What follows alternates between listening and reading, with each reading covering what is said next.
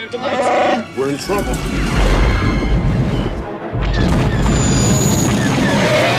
Where's all the boosters?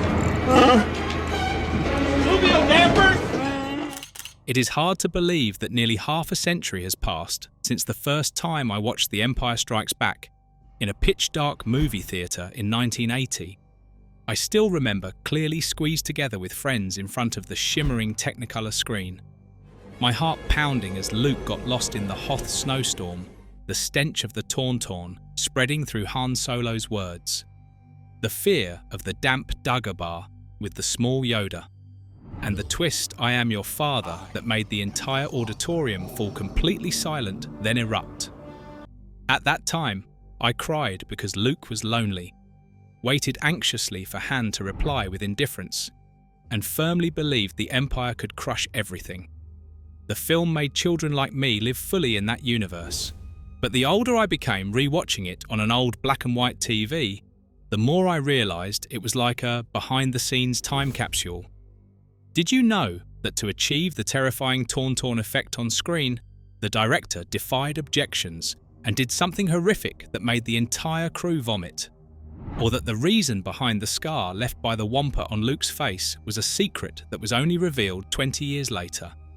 And especially the truth behind Carrie Fisher's confession, when she was caught using prohibited substances right in the middle of the hellish set, sending the entire crew into panic. Today, we will reopen the darkest and strangest backstage doors of Planet of the Apes. 20. Tauntaun, the most disgusting prop in Star Wars history.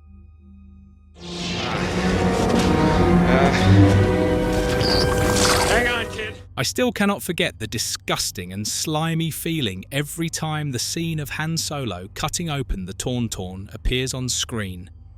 Every rewatch still makes my stomach churn, and it can be said to be the most haunting scene throughout my childhood.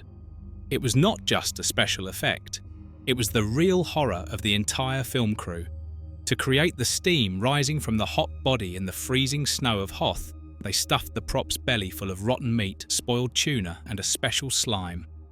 The overwhelming stench spread across the freezing Norwegian set, causing the crew to vomit continuously. "Oh my God, this smell is horrifying," Mark Hamill cried out when he had to lie inside it for a test shot. "I can't take it anymore. I've thrown everything up," a logistics crew member whispered, clutching his stomach. Harrison Ford, even while trying to stay calm, had to turn his face away. "This is even worse than the smell of jet fuel." After each take, they sprayed deodorizing chemicals, but it was useless. The smell lingered on. Finally, when filming was finished, Irvin Kershner ordered "burn the carcass immediately. Don't let it haunt us any longer." That prop saved Luke in the film, but for the crew, it was an unforgettable nightmare of stench. But when looking back, the fake beast created an iconic moment. Yet it was also the slimiest, most horrifying memory of The Empire Strikes Back. 19. Wampa was written to cover Mark Hamill's accident.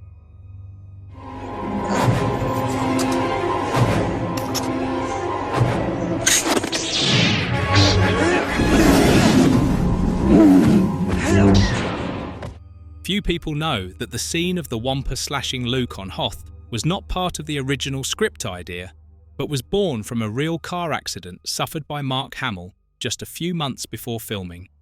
The serious accident noticeably changed his face, scars a shifted jaw, and the crew had to find a way to hide it without making the audience suspicious. Hamill later recalled his voice still slightly trembling. "That accident almost destroyed my career. But it became an interesting detail in the film." Irvin Kershner laughed when deciding to add the Wampa monster. They quickly wrote the scene of Luke being clawed across the face, used heavy makeup to cover the real scars, and then shot close-ups of the wound in the ice cave. "Scratch him. Make it look truly terrifying." The director of photography shouted instructions while Hamill lay motionless under the fake snow. "It really hurts, but I have to endure it," he whispered between takes. The result was one of the most striking opening scenes of Part 2, turning a real-life accident into an indispensable part of the story.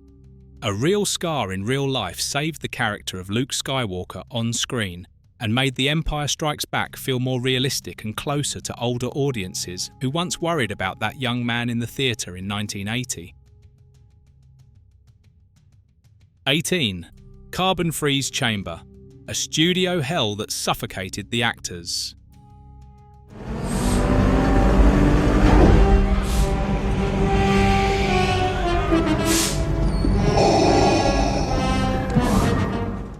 Few people would expect that the scene of Han Solo being frozen in carbonite, one of the most emotional moments of the series, was filmed under conditions that were almost torturous. At Elstree Studios in England, the thick carbonite smoke effects, combined with high temperatures, turned the soundstage into a stifling steam furnace, causing many crew members to faint midway through. I felt like I was slowly dying. The air was thick. Carrie Fisher recalled, her voice still slightly choked. The smoke was so dense that my eyes burned and my lungs felt scorched. Harrison Ford complained as he had to stand motionless in that cloud of smoke. The scene, "I love you," I know was filmed right when the entire crew was completely exhausted.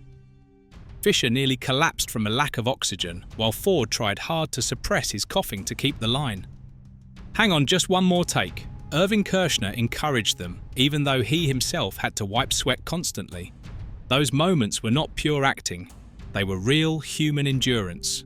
Watching it again today, we suddenly find it strange the most iconic lines of The Empire Strikes Back were born from that physical pain itself, making older audiences like us still feel the heavy breathing, the tension mixed with anxiety when Leia spoke her words of love in the theatre in 1980. But those hardships were nothing compared to the true survival challenge on the icy planet Hoth, where snowstorms were not special effects, but harsh reality. 17. Hoth was not a special effect. It was a survival challenge.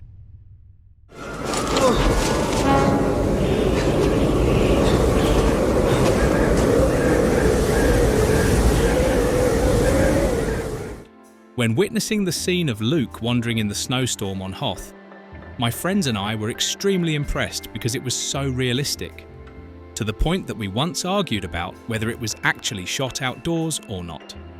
It turned out to be true.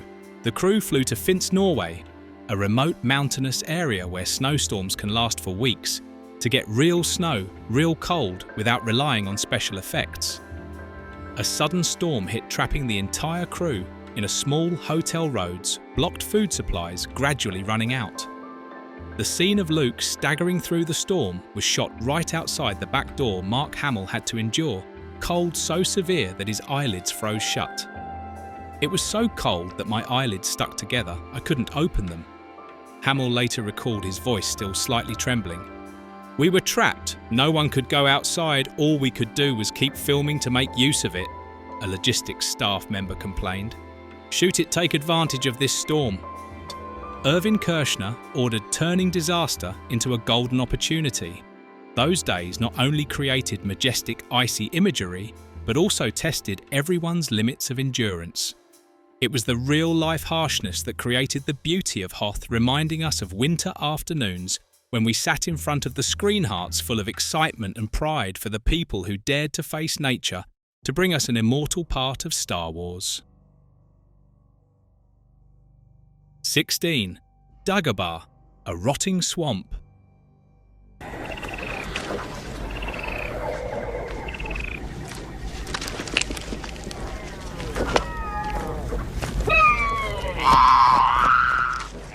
Who could watch the scenes of Yoda training Luke in the Dagobah swamp without sensing the damp, rotting smell seeping through every frame?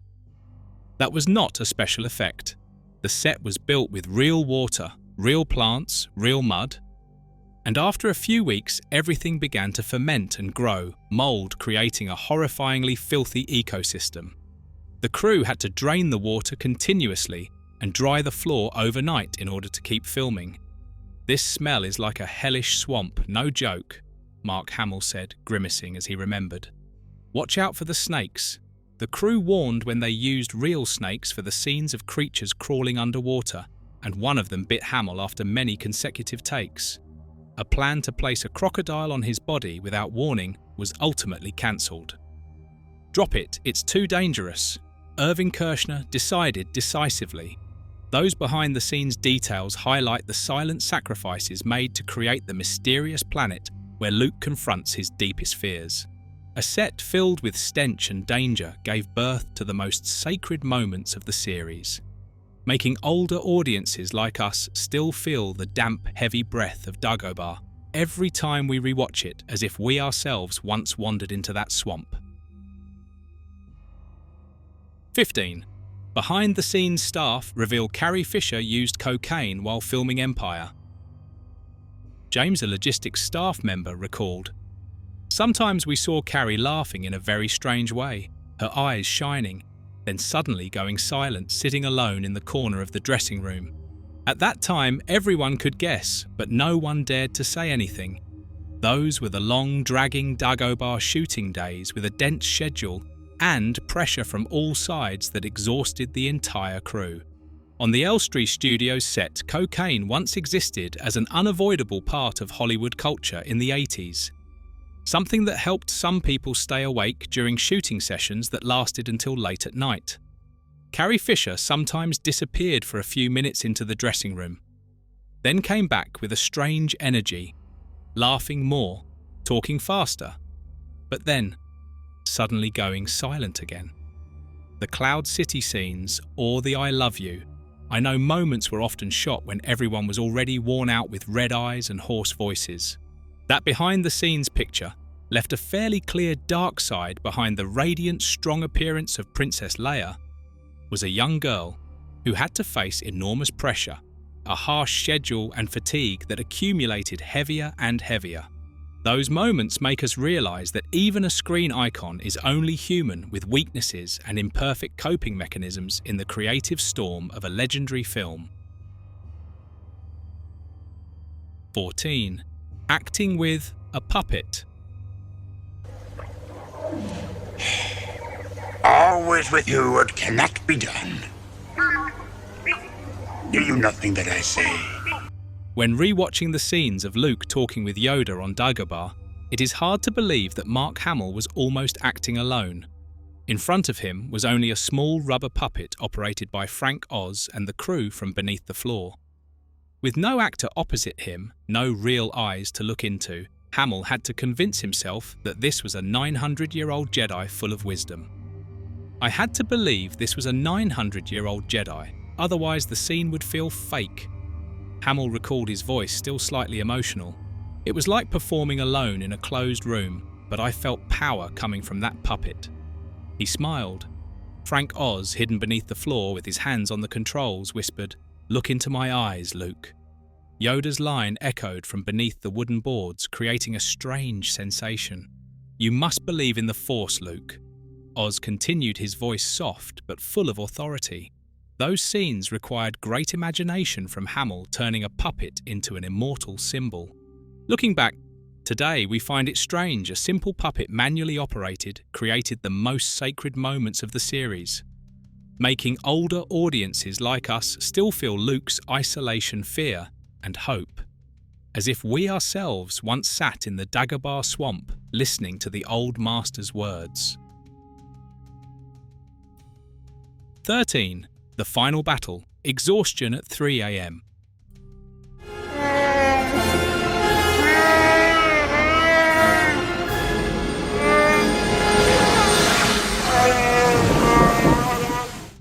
Few people know that Luke's painful cry of no when witnessing Han Solo being frozen in carbonite was not a carefully rehearsed performance, but a real cry that burst out from absolute exhaustion. The final day of shooting, the Cloud City battle, dragged on until 3 a.m. with no background music. No energy left, the entire crew reduced to weary people, worn down after hours of continuous work. We were completely drained, we had no strength left to act.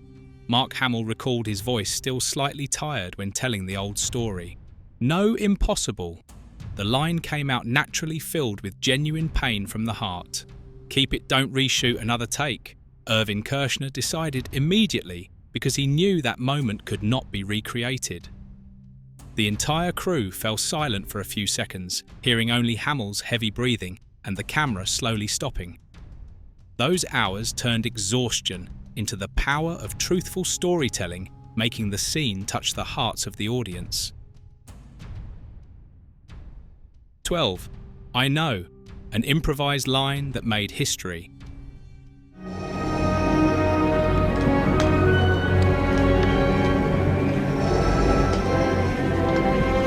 I love you. I know.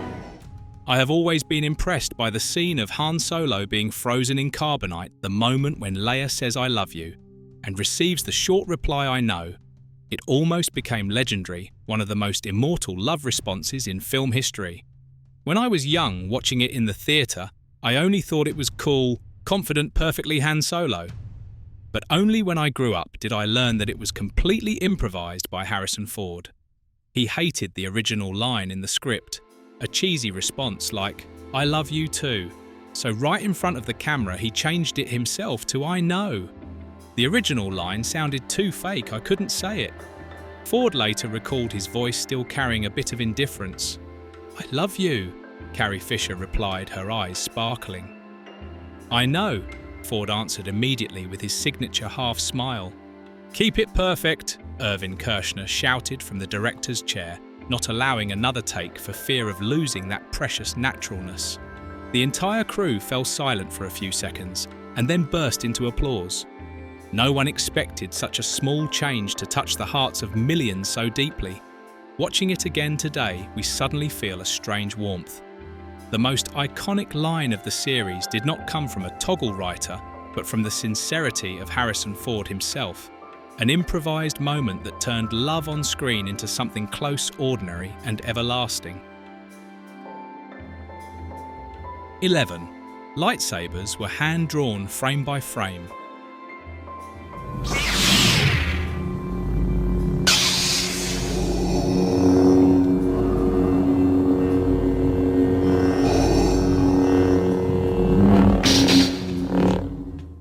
Have you ever wondered why the lightsaber glow in The Empire Strikes Back looks so shimmering and alive, so different from today's CGI? That is because the entire effect was drawn by hand one frame at a time with coloured pencils on high-contrast film. Tens of thousands of drawings were created by a team of artists under the direction of Brian Johnson, producing a light that felt more real than any digital effect. Draw every stroke, not a single mistake allowed. One effects artist recalled his hands still trembling when remembering that meticulous work. The light has to shimmer, it has to move like it has a soul, the visual supervisor demanded in every meeting. Finish this frame, then move on to the next. Colleagues urged as they sat for hours under desk lamps. There was no software, no computers, only human hands and patience. Every time the lightsabers clashed, the burst of light was the result of layers upon layers of overlapping strokes, slowed down, and then sped up to create a sense of life.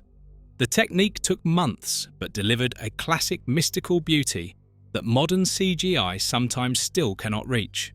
The sword fights between Luke and Vader therefore became more realistic, making older audiences still feel the heat of the lightsaber every time they rewatch them. 10. Boba Fett's burn accident, a propane leak set the suit on fire. Put Captain Solo in the cargo hold.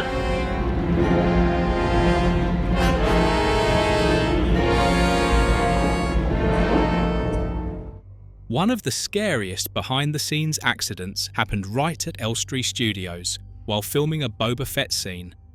A propane leak from a gas tank caused the suit worn by actor Jeremy Bulloch to catch fire. The flames flared up quickly and were fortunately extinguished in time, but Bulloch still suffered minor burns. At the same time, the soundstage of The Shining caught fire heavily, spreading to the Empire filming area, forcing the crew to move to another stage and delaying the schedule for several weeks. Carrie Fisher collapsed due to severe flu, combined with an allergy to paint materials. Hamill fell into depression due to isolation on the Dagobah set and the side effects of mineral oil used in makeup. "Fire's up, run!" the crew shouted in panic. "I can't breathe anymore," Fisher cried out as she collapsed. "I need rest. I can't take it," Hamill whispered to a colleague. To relieve stress, Frank Oz brought the character Miss Piggy to the set performing to make everyone laugh. Laugh a bit. "Don't be so tense," Oz said. "Those incidents nearly caused the crew to fall apart, but also created a strange bond." A behind-the-scenes world full of risks, fires and illness. All of it contributed to a film in which audiences could feel the authenticity born from the filmmaker's own sacrifices. 9. The Empire Strikes Back was once mistaken for a copy of Star Wars. When The Empire Strikes Back was released in 1980, quite a few audiences and critics initially thought it was merely a derivative sequel repeating the formula of Star Wars 1977 without real breakthroughs. They called it a bigger, more expensive copy with grand scale but lacking new creativity. "It's exactly like the first one, just with a few more monsters and bigger ships," one critic wrote in an early review. Bigger in scale, but what's new? Audiences whispered as they left the theatre. George Lucas remained silent, did not argue because he knew time would prove it. Many people left with an initial sense of disappointment, thinking the series had run out of ideas. But gradually, through repeated viewings, the depth of the film emerged the twist. "I am your father." The character development and the powerful emotional moments. Those negative comments quickly changed, turning Empire into the highest-rated entry of the trilogy. Today, looking back at that initial reaction, we find it interesting. A film once considered a copy became a masterpiece, proving that sometimes patience and time are what create true value. 8. 8-at sound came from industrial machines.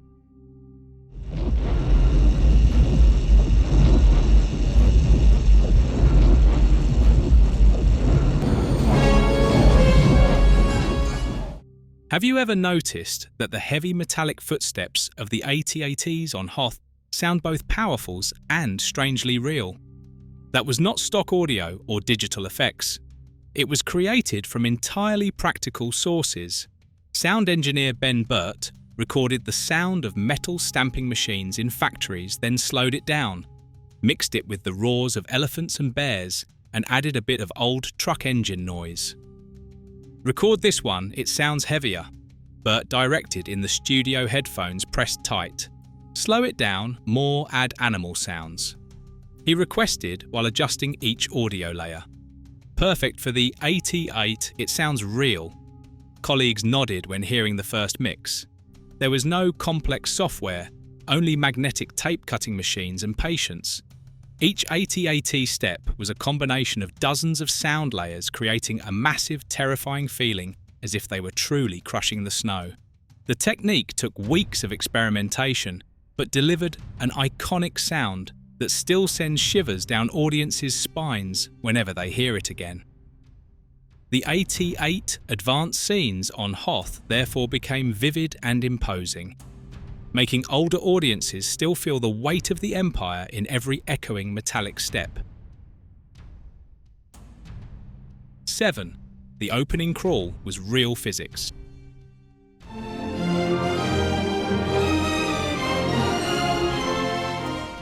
I have always noticed that one of the most familiar images of Star Wars, the opening crawl slowly drifting across the starry background, was actually created entirely using physical methods, not digital effects. The text was printed large, on a board several meters long, laid horizontally, and the camera slowly slid inch by inch along the board. Any mistake meant starting over. "Slide slowly, keep the speed steady," the cinematographer shouted in the dark room. "Wrong, it's out of focus, do it again," director Irvin Kershner said when checking a test take. "Keep it sharp, don't shake," the assistant reminded while adjusting the camera. That meticulous work required absolute precision. The camera moved mechanically with no software correction. Each crawl took hours to set up and shoot, but delivered a smooth, classic magical quality that later CGI effects struggled to recreate. The golden text gliding across the screen did not only introduce the story, but also created a grand feeling like an ancient book opening before the audience's eyes. On evenings in 1980 in the theatre when the crawl began, the entire auditorium fell silent. That moment remains a symbol of handcrafted magic in filmmaking. 6. Boba Fett was once a white stormtrooper. Almost no one knows that originally Boba Fett's design was quite different from the legendary image we know. His suit was pure white, clean, like a regular stormtrooper, completely lacking the rugged, mysterious look. Too white, it doesn't look threatening at all, designer Joe Johnston commented when seeing the first test version. Dirty it up, add scratches, George Lucas ordered immediately. More scratches, add dirt, make it look worn. The crew agreed and got to work. They used paint, sand and abrasive tools to create scuffs, burn marks and layers of grime, transforming the armour from clean to something that looked like a weapon that had survived hundreds of battles. The result was a Boba Fett who looked dangerous, mysterious, full of character, a true bounty hunter. Those small changes turned the character from an anonymous stormtrooper into an immortal icon of the series. When he first appeared on screen, older audiences still remember the feeling of suspense, a new character, but one who looked as if he had already lived through countless battles, instantly sparking curiosity at first sight. 5. Yoda was almost cut from the film. Did you know that Yoda, the legendary Jedi symbol, was once almost completely removed from The Empire Strikes Back because the studio worried that a rubber puppet would look fake and damage the film's credibility? At first, 20th Century Fox doubted that a tiny doll could convince audiences of a 900-year-old Jedi full of power. Cut it too risky, a studio representative once said in a tense meeting. No, trust me, it will be the heart of the film, Frank Oz replied firmly, carrying the entire belief. He and the team had to prove it with the X-Wing lifting scene, a shot that required perfect coordination between the puppet Mark Hamill's acting and practical effects. Lift it up, Yoda. The line echoed during the test shoot, and when the X-Wing actually rose out of the swamp, the whole room fell silent. See, it works, Oz said, his voice full of pride. George Lucas supported it, and the decision to keep Yoda changed the entire series. Without Yoda, Dagobah would lose its sacred appeal, and Luke would have no great teacher. That behind-the-scenes story shows the crew's courage. They gambled on a simple puppet to create an immortal symbol, making older audiences still remember the sense of amazement when they first saw Yoda speak on screen in 1980. 4. Lucas financed the film himself. George Lucas was not only a director, he was also someone who dared to bet everything on The Empire Strikes Back. Rejecting all financial support from major studios, Lucas paid out of his own pocket, borrowed from banks and mortgaged personal assets to produce the sequel. If the film flopped, he would lose everything. His house, his future, even control of the franchise. I'll do it myself. No one interferes, Lucas declared in a meeting with the crew. That's a huge risk, George, friends warned. If it fails, I lose everything, but I believe in this story. He admitted, his voice calm but full of determination. Lucas founded Lucasfilm to retain creative control, rejecting all script changes from outside. That courage brought total freedom. No one forced scene cuts, no one interfered with the major twist.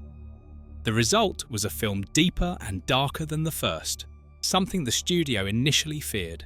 That behind-the-scenes story shows Lucas's spirit of risk-taking. He did not just make a film, he protected his vision with his own personal future. For older audiences, that is why The Empire Strikes Back remains the best installment, because it was made from the heart and real sacrifice. 3. The love triangle changed midway. When I first watched the film in the theatre in 1980, I thought Luke and Leia would be the perfect couple. The tender looks, the moments they were together, made me certain they would fall in love. It turns out that Love Triangle was once planned completely differently, and only a mid-course change created the real appeal of The Empire Strikes Back. Initially, the script intended Luke and Leia to be the main couple, with Han Solo only playing the third role, supportive and humorous. Luke and Leia will be the centre, screenwriter Lawrence Kasdan once wrote in an early draft. But as filming progressed, the chemistry between Harrison Ford and Carrie Fisher exploded too strongly. The sharp exchanges, the fiery looks made the entire crew realise the mistake. Change its switch to Han Leia, George Lucas decided in an urgent script meeting. Luke and Leia, Kasdan asked back surprised. No, Han is the one who fits Leia, Lucas replied, realising that Ford and Fisher brought far more natural romantic tension. Traces of the old plan still remained in a few scenes, intimate hugs, vague lines about feelings between Luke and Leia, leaving audiences initially confused. That decision created deep inner conflict for Luke, enriched the relationships, and led to the major twist later. That behind-the-scenes story shows the crew's remarkable flexibility. They listened to real chemistry on set, instead of rigidly sticking to the old script. 2. I Am Your Father, the greatest secret in cinema. No. I am your father.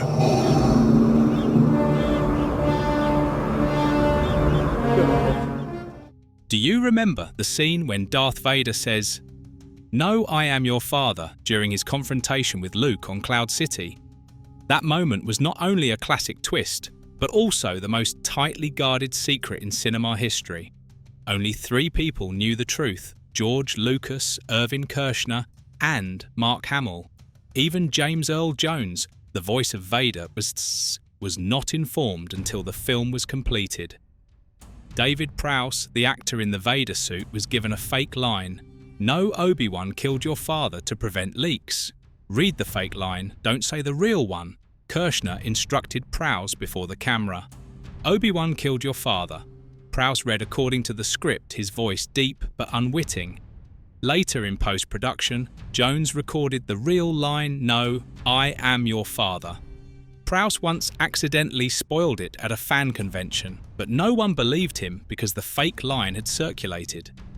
"I am your father," Prowse recalled, but the audience laughed. Must be a joke. The secret was kept until the final moment. No leaks, no spoilers. When the film premiered, the entire theatre fell silent, then erupted with emotion. 1. The sequel almost became a completely different low-budget film.